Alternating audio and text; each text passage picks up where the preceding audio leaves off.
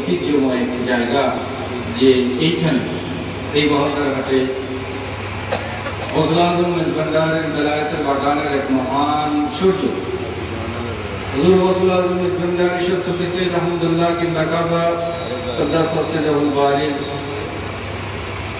প্রধানত মুক্তসূরি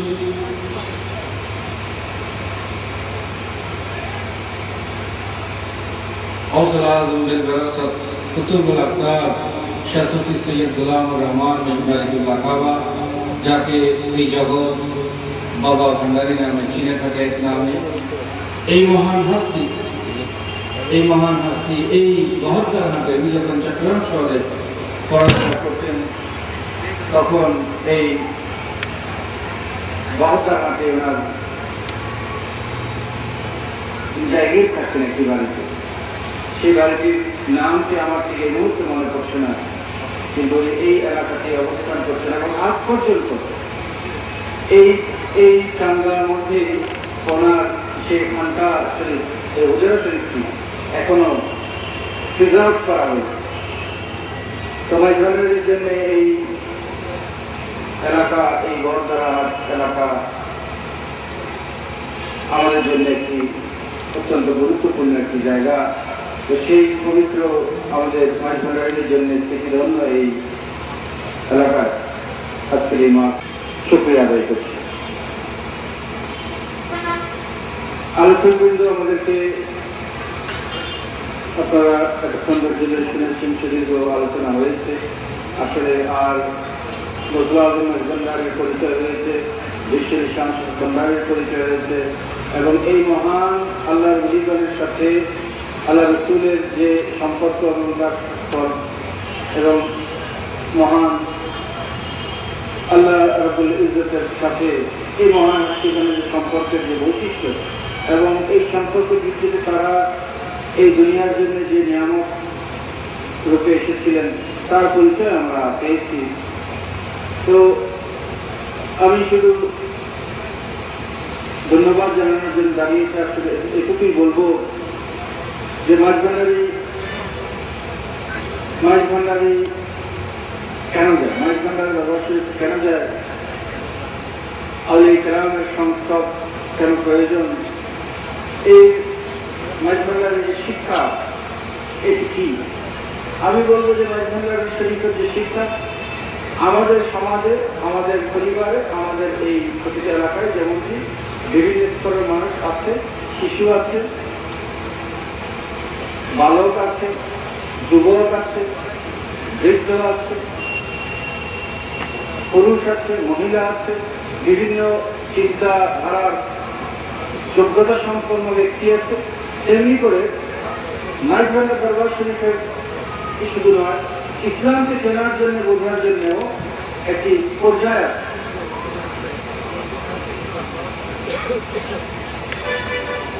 ইসলাম কলেমা, নামাজ, রোজা, হজ, যাকাতের এই যে মৌলিক যে নির্দেশনা আছে, এগুলো কিন্তু সাধারণ মানুষের জন্য অত্যন্ত সহজ পালনীয় একটি বিষয়। এই দায়িত্বগুলো যদি মানুষ তার সাধ্যমতো পালন করে যায়, তবে সে মুসলমান হিসাবে সে দাবি করতে পারে। কিন্তু দুর্ভাগ্যবশত আমরা দেখেছি যে এই দায়িত্বগুলো যথোপযুক্তভাবে পালন করার পরেও আমরা দেখেছি মানুষ হয়তো আরেকজনের হক পরিপূর্ণভাবে আদায় না করে আরেকজনের টাকা রেখেই হয়তো হজ করতে চলে গিয়েছে।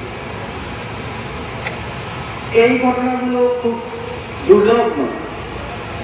অনেক সময় আমি বলছি না যে আমরা সকলে এরকম, কিন্তু আমরা বিভিন্নভাবে আমরা যদি একটু গভীর দৃষ্টিপাত দেখতে পাই, আমরা দেখতে পাবো যে আসলে কলেমার যে শিক্ষা, নামাজ, রোজা, হজ, যাকাতের যে শিক্ষা, এটি অনেক সময় আমাদের মাঝে ঠিক সঠিকভাবে প্রতিফলিত হয়। অর্থাৎ আমাদের মাঝখানে এই যে শিক্ষার যে আলো, এই আলোটি যেভাবে প্রতিফলিত হওয়ার কথা ছিল, আমাদের অন্তর সেইভাবে তৈরি নয় বলে এই শিক্ষা আমরা ঠিকমতো প্রতিফলিত আমরা করতে পারিনি, যার আমরা একটু করে বলেছি যে আমরা হয়তো অনেক সময় পরের হক কিংবা সততা সত্যবাদিতা এই বিষয়গুলো কলমা নামাজ হজ জাকাত আদায় করার পর অনেক সময় আমরা ঠিক রাখতে পারি না। একদিকে আর যদি বৃহত্তর পর্যায়ে যে দেখতে যায় যে আমরা দেখতে পাবো এই ধর্মের নামে আমরা আরেক মুসলমান ভাইয়ের জুমার নামাজের জামাতে আমরা বোমাবাজি করছি, আমরা ঈদের জামাতের মধ্যে বোমাবাজি করছি। আমি আমাদের প্রতিবেশী দেশগুলোর দিকে এমনকি মুসলিম দেশগুলোর দিকে আমি যদি তাকাই, এমনকি হাসপাতালে বোমাবাজি করছি।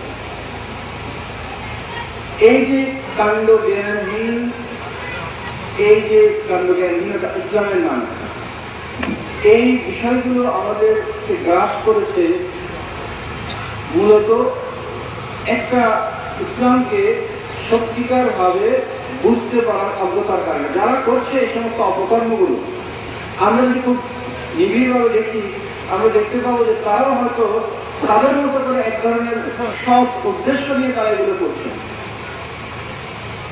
কিন্তু এই যে তারা তাদের ধারণার মতো ভাবে হয়তো তারা ইসলামের জন্য করছে, ইসলাম প্রতিষ্ঠার জন্য করছে, ইসলামের খাতিরে করছে, কিন্তু আসলে এগুলো পুরো বিষয়গুলো ইসলামের বিরুদ্ধে যাচ্ছে।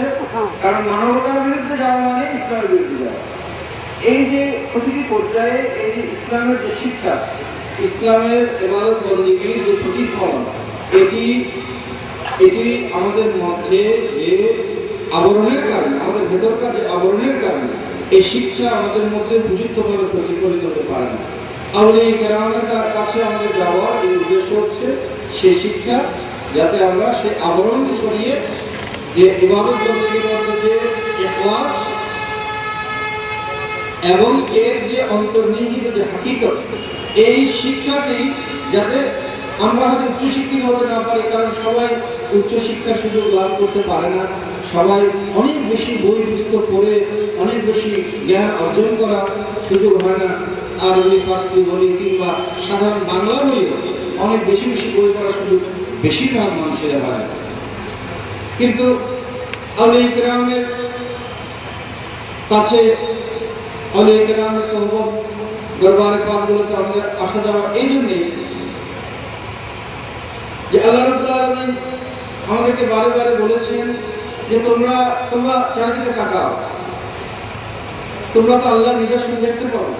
এই যে দিন রাতের পরিবর্তন, এই যে মেঘমালার যে অবস্থান, এই যে প্রকৃতি, এই যে দুনিয়া, এই সৃষ্টির রহস্য, এই সমস্ত কিছুর মধ্যে আল্লাহ রাব্বুল আলামিনের পরিচয় তো লুকিয়ে আছে। এগুলো তো আল্লাহ রাব্বুল আলামিনের নিদর্শন।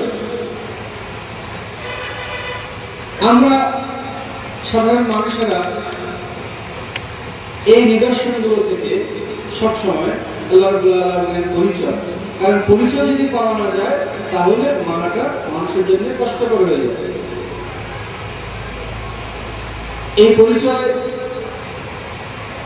পাওয়ার জন্য যে তাগিদ দিয়েছেন, তার জন্য আল্লাহ রাব্বুল আলামিন আমাদেরকে বলে দিয়েছেন যে তোমরা এই পরিচয় করতে পাবে নিদর্শন থেকে। এই নিদর্শন আমরা দেখেছি যে দুই ধরনের নিদর্শন আছে। একটা হচ্ছে সাফা মারোয়া, এটি হচ্ছে নিদর্শন। এমনকি প্রকৃতি, এটিও আল্লাহ রাব্বুল আলামিনকে চেনার জন্য কোরআনুল কারীমের বর্ণনা অনুযায়ী এটিও নিদর্শন। এগুলোর মধ্যে অনেক কিছু নিদর্শন আছে, কিন্তু এই নিদর্শনগুলোকে অনুসরণ করে এর থেকে আপনি আল্লাহ রাব্বুল আলামিনের যে নৈকট্য কিংবা এর যে গভীরতর যে পরিচয়, এই পরিচয়টি লাভ করা সাধারণ মানুষের পক্ষে সম্ভব হয়। আল্লাহ রাব্বুল আলামিন এই জন্য আরেক ধরনের নিদর্শন আয়াতুল্লাহ, এই আয়াতুল্লাহ শব্দটি যদিও শিয়ারা বেশি ব্যবহার করে, কিন্তু এটি কোরআনের শব্দ। কোরআন আয়াত যে আমরা বলি আয়াত, এই আয়াত শব্দের শাব্দিক অর্থ হচ্ছে নিদর্শন। কোরআনের একটি বাক্যকে আয়াত বলে। যেহেতু কোরআনুল কারীমকে পড়ে এর অনুধাবন করে আল্লাহ রাব্বুল আলামিনকে চেনা যায়, এই জন্য এটিও আল্লাহ রাব্বুল আলামিনের আয়াত, নিদর্শন। এই আয়াত সমূহের পাশাপাশি আরেকটি আয়াত নিদর্শন শায়ের আল্লাহ রাব্বুল আলামিন লিখেছেন। এটি হচ্ছে রেজালুল্লাহ, আল্লাহ রাব্বুল আলামিনের নৈকট্যপ্রাপ্ত বান্দা, মুহসিনিন, মুকাররবিন, আউলিয়া কেরাম, সালেহিন বান্দা।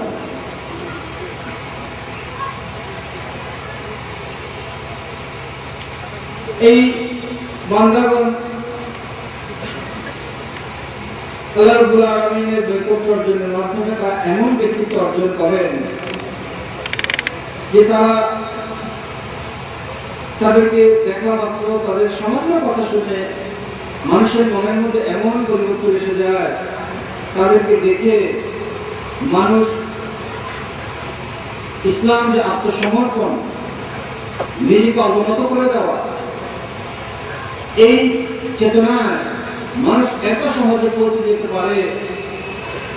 এই জন্যে আমাদের জন্য আউলিয়া কেরামগণ আল্লাহ রাব্বুল আলামিনকে চেনার নিদর্শন হিসাবে একটি অত্যন্ত উৎকৃষ্ট একটি মাধ্যম, নিজেদেরকে পরিবর্তন করার জন্য, নিজেদের ভিতরে পরিশুদ্ধতা অর্জনের জন্য, পবিত্রতা অর্জনের জন্য, ইখলাস আনয়নের জন্য এবং ইসলামের প্রকৃত মর্যাদাকে বোঝার জন্য, মানার জন্য, সর্বোপরি আল্লাহ রাব্বুল আলামিনকে চেনার জন্য, উপযুক্ত হয়ে মানার জন্য নৈকট্য অর্জনের মাধ্যমে নিজের এই দুনিয়ার শান্তি এবং আখিরাতের মুক্তি শুধু নয়, নিজের পরিবার, পরিজন, পরিবেশ, প্রতিবেশ সব কিছুকে নিয়ে একটি ভারসাম্যপূর্ণ জীবন যাপন করার জন্য আউলিয়া কেরামগণ আমাদের জন্য একটি অতি উত্তম আশ্রয়স্থল। এই জন্যে সাধারণ মানুষ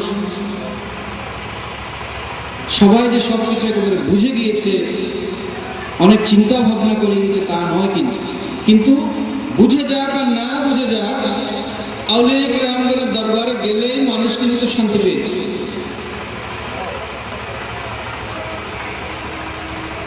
এটাও আল্লাহ রাব্বুল আলামিনের তরফ থেকে অপূর্ব নিয়ামত, রহমত। দায়িত্বগুলো ইসলাম দিয়েছে, কলেমা, নামাজ, রোজা, হজ, যাকাত, এগুলোর সাথে মদিনা দরবার শরীফের কোনো কনফ্লিক্ট, কন্ট্রাডিকশন এগুলো থাকার কোনো কারণ নেই। তবে এগুলোর যে প্রতিফলনের যে অভাব, এই প্রতিফলনের জন্য গৌসুল আজম মেজবান্ডারের ওসি গৌসুল আজম সুলতান আউলিয়া শাহ সৈয়দ মেজবান্ডারি সকল সাধারণ মানুষের জন্য সত্যে পৌঁছার জন্য একটি ফর্মুলা দিয়েছে। সেই ফর্মুলা হচ্ছে যে প্রবৃত্তিকে নিবৃত্তি করতে হবে। এই যে আমাদের আরেকজনের হক তসরুফ করা, কিংবা আরেকজনের পাওনা না দেওয়া, কিংবা মিথ্যা বলা, সত্যবাদিতার অভাব, কিংবা দুর্নীতির প্রবণতা, এই বিভিন্ন ধরনের যে আমাদের মধ্যে চ্যুতিগুলো, বিচ্যুতিগুলো, এগুলো যে নফসে আমারের যে প্রভাবে হয়ে থাকে, তার থেকে নিরাপদ থাকার জন্য একটি মাঝভান্ডারি একটি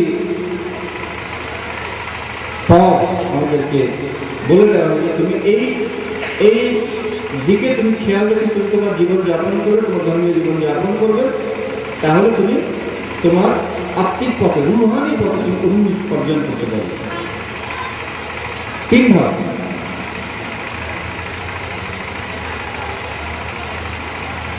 পরদোষ পরিহারে, নিজ দোষ দেখা, যে আমি চট করে আমি আরেকজনের দোষ দেখার আগে আমাকে নিজের দোষের দিকে তাকাতে হবে। বাক বিতর্কা পরিহারে, তর্কাতর্কি না, জানার আগ্রহ, জানার আগ্রহ নিয়ে আমাকে প্রতিটি বিষয়কে বিবেচনা করতে হবে। শুধু বাক বিতর্কার জন্য না, আমি জেতার জন্য না, আমি কোনো একটি, আমি মাঝভান্ডার দরবার শরীফের ভক্ত, এই জন্য মাঝভান্ডার দরবার শরীফকে আমি ডিফেন্ড করার জন্য আমি বাক বিতর্কা করবো, এরকম নয়। সত্য জানার জন্য জানার আগ্রহ নিয়ে অগ্রসর হতে হবে এবং পরদোষ পরিহার করতে হবে এবং নিজ দোষ ধ্যান করতে হবে।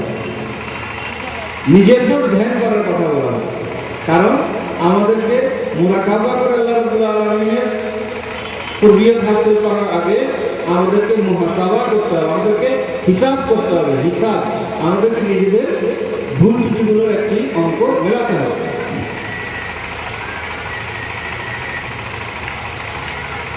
তো এই যে অত্যন্ত প্রাথমিক সপ্তাহ হলেও সকল মানুষ অনুসরণের একটি অত্যন্ত উপযুক্ত একটি পথ ফজলুল আলম মেজবান্ডারের দরবার থেকে দেওয়া হয়েছে। এবং আরো উচ্চমাননীয় কেউ যদি চিন্তা করতে চায়, অগ্রসর হতে চায়, তার জন্য আরো বিষয়াবলী আছে, তার চিন্তার ফরাক আছে, অন্তরের ফরাক আছে।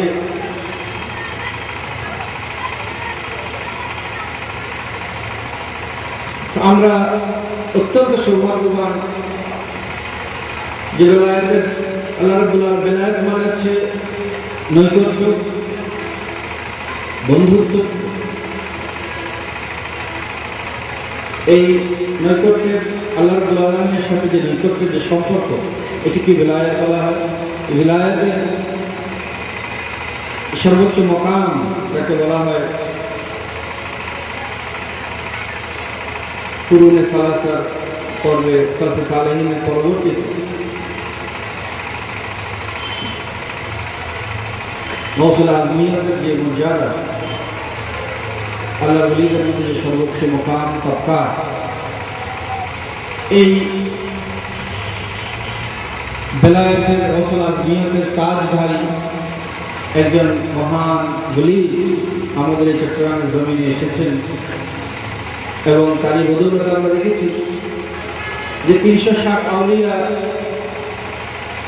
সিলেট, সেইখানে আহলে সুন্নাত ওয়াল জামাতের এই যে আমাদের যে কর্মকাণ্ডগুলো, উরুস মুবারক বলেন, ফাতিহা, গিয়ারুল শরীফ, ঈদ মিলাদুন নবী, মিলাদ শরীফ, এগুলো অন্যখানে যেইভাবে প্রসিদ্ধি লাভ করেনি, কিন্তু বারাউলিয়া চট্টগ্রাম শরীফ হলেও আমরা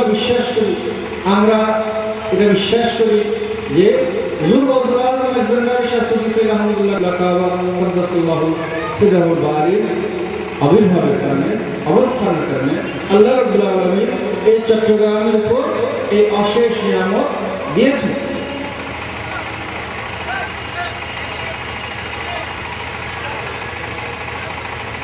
এই চট্টগ্রামের জমিনকে দ্বীন ইসলামের জন্য, আহলে সুন্নাত ওয়াল জামাতের জন্য উর্বর, এবং সেই উর্বর জমিনে হুজুর গৌসুল আজম মেজবান্ডারের খুলাফায়ে কেরাম, অসংখ্য খুলাফায়ে কেরাম সেই জমিন মানুষের মানব জমিনের অন্তরে দ্বীন ইসলামের সঠিক ধ্যান ধারণাকে এমনভাবে গেঁথে দিয়েছেন, ছাপ এঁকে দিয়েছেন যে আজকের আলোচকরাও বলেছেন ওনারা আমাদের মুরব্বীদের সাথে ওনার দরবার শরীফে গিয়েছিলেন। ওনাদের এই যে আউলিয়া কেরামগণের সাথে ওনাদের যে সম্পর্কের ভিত্তিটা কোথায়, আপনি চট্টগ্রামের যে কোনো এই সুন্নি, আমাদের যে সুন্নি যে আমরা অংশ আছি, অনুসারীরা আছি, আমাদের একটু পিছনের দিকে তাকান, আলেম ওলামা বলেন, সাধারণ মানুষ বলেন, দেখবেন মাইজভান্ডার দরবার শরীফের সাথে সরাসরি অথবা মাইজভান্ডার দরবার শরীফ থেকে বেলায়েত প্রাপ্ত কোনো বলি, কোনো খলিফার দরবারের সাথে দেখবেন আমাদের পূর্বপুরুষের সম্পর্ক। এটি হযরত গৌসুল আজম মেজবান্ডারী যে এই অঞ্চলের জন্য, সারা বিশ্বের জন্য তো আছেনি রুহানি ভাবে, কিন্তু সরাসরি ভাবে এই চট্টগ্রামের জন্য বিশ্ব, আমরা যারা সাধারণ মানুষ, আমাদের দৃশ্যমান ভাবে এই চট্টগ্রামের জন্য হুজুর গৌসুল আজম মেজবান্ডারীর যে নিয়ামত, এটি গবেষণার দাবি রাখে, আরো ব্যাপক আলোচনার দাবি রাখে। আমরা শুধু এটুকুই বলবো যে আমরা সৌভাগ্যবান যে দ্বীন ইসলামকে অনুসরণ করার জন্য, আল্লাহ রাসূলের সন্তুষ্টির জন্য, দুনিয়ার শান্তির জন্য, মর্যাদার জন্য, আখিরাতের মুক্তির জন্য, মর্যাদার জন্য আমরা হুজুর গৌসুল আজম মেজবান্ডারীর দামানকে ধারণ করেছি এবং বিশ্ব সৈয়দ জিয়াউল হক মেজবান্ডারীর কাবা গোলামীকে আমরা আমরা ধারণ করতে পেরেছি। আমরা সৌভাগ্যবান, আমরা যাতে এই এই চিন্তা চেতনার মধ্যে নিজেদেরকে অটল রাখতে পারি। আল্লাহ রাব্বুল আলামিনের দরবারে সেই হিম্মত, সেই তৌফিক কামনা করে আপনারা দীর্ঘক্ষণ ধরে বিজ্ঞ আলোচকবৃন্দ এই আলোচনা করেছেন। আপনাদের ধন্যবাদ জানিয়ে অতিথিবৃন্দ এসেছেন, বিশেষ করে মাধ্যমে এলাকাবাসী যে সর্বাত্মকভাবে উপস্থিত হয়েছিল অনুষ্ঠানে, সকলকে ধন্যবাদ জানিয়ে আমার সামান্য কথাগুলো আমি শেষ করছি। আসসালামু আলাইকুম ওয়া রাহমাতুল্লাহি ওয়া বারাকাতুহু। আমরা একসাথে দোয়া করব, একে অপরের জন্য দোয়া করবেন, আমার জন্য দোয়া করবেন। আল্লাহ রাব্বুল আলামিন এই এলাকার উপর খাস রহমত বর্ষণ করেন। আল্লাহুম্মা আমিন। ইলাহি তুবতু মিন কুল্লিল মাসি বিইখলাসি রিজাল ইখলাস আদিসনি ইয়া গিয়াসাল মুস্তাগিসিন বিফadlika ইয়াওমা ইউকাযু বিন নাওয়াসি ربنا ظلمنا أنفسنا وإن لم تغفر لنا وترحمنا لنكونن من الخاسرين ربنا لا تزغ قلوبنا بعد إذ هديتنا وهب لنا من لدنك رحمة إنك أنت الوهاب ربنا فاغفر لنا ذنوبنا وكفر عنا سيئاتنا وتوفنا مع الأبرار ربنا آتنا في الدنيا حسنة وفي الآخرة حسنة وقنا عذاب النار رب العزت परवारदिगार आलम मौला करीम रहमान रहीम मौला আমরা আপনার গলিত গোলামরা মৌলা আপনার গলিত মাহফিল মৌলা আপনার গলিত জীবনের আদর্শের আলোচনার মাধ্যমে মৌলা আমরা আপনার সন্তুষ্টি অর্জন করতে চাইছি। মৌলা আমাদের এই মাহফিলকে আপনার সন্তুষ্টি অনুসারে কবুল করুন, আমাদের এই মাহফিলকে কবুল করুন, আমাদের জিন্দগির গুনাহকে ক্ষমা করুন, আমাদের এই মাহফিলের উপস্থিতিকে মৌলা আমাদের বিগত জিন্দগির গুনাহের তাওবা হিসাবে কবুল করুন। আমাদের এই মাহফিলের উপস্থিতি কালকে আমাদের ময়দানে আমাদের সকলের জন্য নাজাতের ওসিলা হিসেবে কবুল করুন। মৌলা আলোচকবৃন্দের আলোচনা থেকে আমরা যাতে বুদ্ধি অর্জন করতে পারি, নিজেদের জীবনকে সাজাতে পারি, মৌলা আমরা যাতে সঠিক নির্দেশনার লাভ করে সঠিক পথে নিজেদের অটল রাখতে পারি, আমাদের সেই তৌফিক দান করুন। এই এলাকার উপর অফুরন্ত রহমত বর্ষণ করুন। এই এলাকার যে তরুণেরা, যুবকেরা, মুরব্বীরা মজমুনের গাছে হক কমিটির সাথে সম্পৃক্ত থেকেছে মৌলা তারা দিনের খেদমত করছে, তরিকার খেদমত করছে, মজহাব মিল্লাতের খেদমত করছে, আহলে সুন্নাত ওয়াল জামাতের খেদমত করছে। মৌলা তাদের এই খেদমতকে কবুল করুন, তাদের সমস্ত পরিশ্রমকে কবুল করুন। মৌলা আলোচকবৃন্দ মুরব্বিয়ানে কিরাম এসেছেন, তাদের হায়াতকে দারাজ করুন। মৌলা আমাদের সকলের সমস্ত কাছে পূর্ণ করুন। মৌলা সকলের পরিবারের উপর অফুরন্ত রহমত বর্ষণ, সকলের রিজিকের মধ্যে অফুরন্ত বরকত নাযিল করুন। মজমুনের গাউসে হক কমিটির সদস্যবৃন্দ মৌলা যারা এই মাহফিলের সাথে শরীক থেকেছেন, কেউ অর্থ দিয়ে সহায়তা করেছেন, কেউ শ্রম দিয়ে সহায়তা করেছেন, কেউ সামনে থেকেছেন, কেউ পিছনে থেকেছেন, সকলের সমস্ত খেদমতকে কবুল করুন। হুজুর গৌসুল আজম ইসলামদারের গোলামের জামাতকে যাতে আমরা শক্ত হাতে ধারণ করতে পারি তৌফিক দান করুন। বিশ্বের শান শাহ ভান্ডারের কদমে পাক গোলামি আমরা যাতে ইখলাসের সাথে নিয়োজিত থাকতে পারি তৌফিক দান করুন।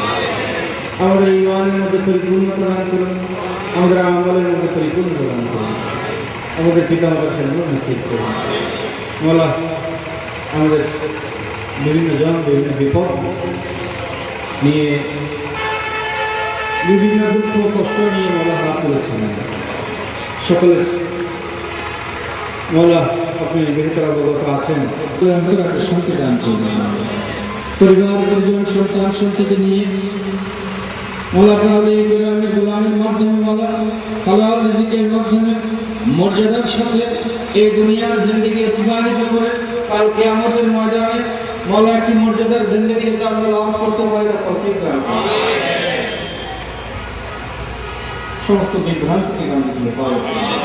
হাকিমের কথা আমাদেরকে জানতে হবে।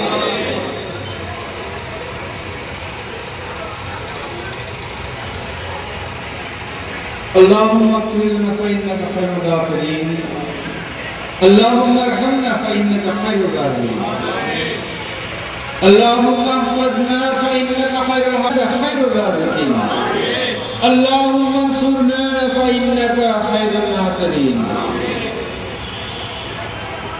اللهم اغفر ذنوبنا ونبر قلوبنا بنور هدايتك ومعرفتك وثبت أقدامنا على صراطك المستقيم صراط الذين أنعمت عليهم غير المغضوب عليهم ولا الضالين بجود سبحان ربك رب العزة عما يصفون وسلام على المرسلين والحمد لله رب العالمين بحق كلمة طيب لا إله إلا الله محمد رسول الله